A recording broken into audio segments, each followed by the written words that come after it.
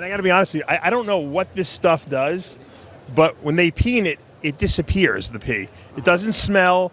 Yep. I mean, I'm talking 6 months. Right.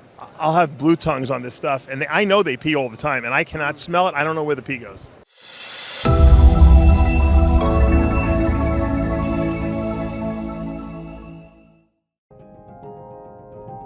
All right, we're over here at Freedom Breeder. Jesse Johnson, what's up? Not much, man. Enjoying the show. You know, we're got everything pre-sold, and That's great. yeah, So for you just sure. came and delivered. Yeah, came in delivered, helped everybody save shipping, and selling some Coco Blox for the new people that haven't tried it yet. They get to check it out, feel it in person and everything, ask questions, smell it, all that. You know I love Coco Blox. I just bought a pallet from this guy. You guys, if you watch my videos, you've seen that.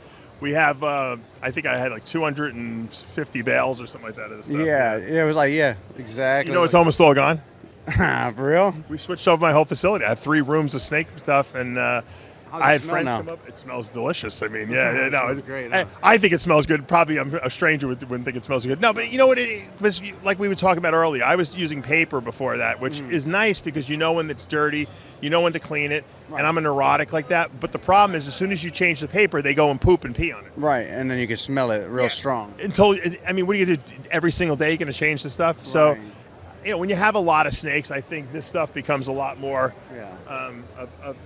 a better solution. Not to mention that it looks nicer. Correct. And it also helps because, like, on paper towels, it is nicer. You get to see it, smell all that stuff. But if you don't get to it right away, they're just literally laying in Yes, wet. the wet pee and ammonia, all that stuff. Versus that stuff gives a little separation and absorbs it instead of it being like seeping into their scales and all that stuff. And I got to be honest with you, I don't know what this stuff does, but when they pee in it, it disappears, the pee. It doesn't smell.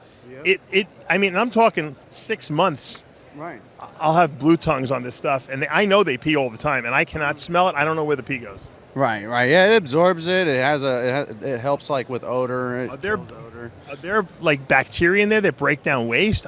That's my theory. Sure, I'm not sure about that, but it definitely helps with odor, like an odor scent. Like it overpowers it, so it like kind of cancels out. You guys selling more racks or more Coco Blox now? We're selling both like crazy. Are you guys backed up still with the racks, or are you caught up now? No, we caught up. We were at one point like 30 to 35 weeks. We got it back down to like 6 to 8 weeks. Oh, that's nice. Because I know a lot of people out there were frustrated, you know, and it wasn't. I think it was just a supply and demand type of thing. Yeah, supply and demand. Major orders came in. There was it was difficult to get suppliers to send in raw materials and all that stuff for us to work. It's got to be frustrating as a manufacturer. Right. It was, but we were always staying ahead of the curve. So like we just were slammed with orders. So that also was a big part of it too. But I was always ahead of the curve on like ordering. It wasn't 100% on the manufacturers, all the people that we buy raw goods from. So you brought all this stuff out from California? Yeah. Who drove it out?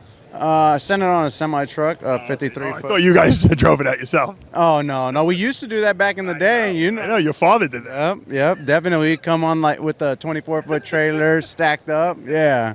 That must have been fun. What, 4 or 5 days? Oh yeah, it was rough. 48-hour drive, sometimes up to like 50, depending on traffic. You know, it was rough back in the day. But I mean, we had to start. Yeah, I mean, you start somewhere to get to where we're at now. Did you ever think about opening like a warehouse in like Florida?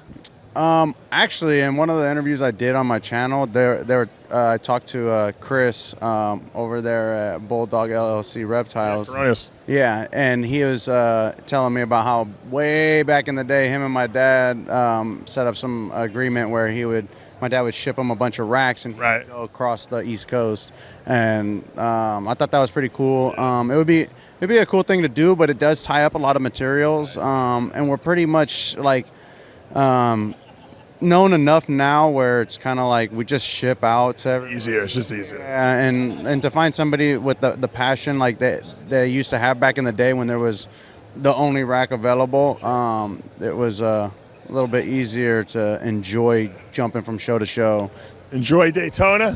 Yeah. Good to see you and meet you in person. And I love the products. Right, appreciate you, man. All right, Dave Palumbo here at Freedom Breeder.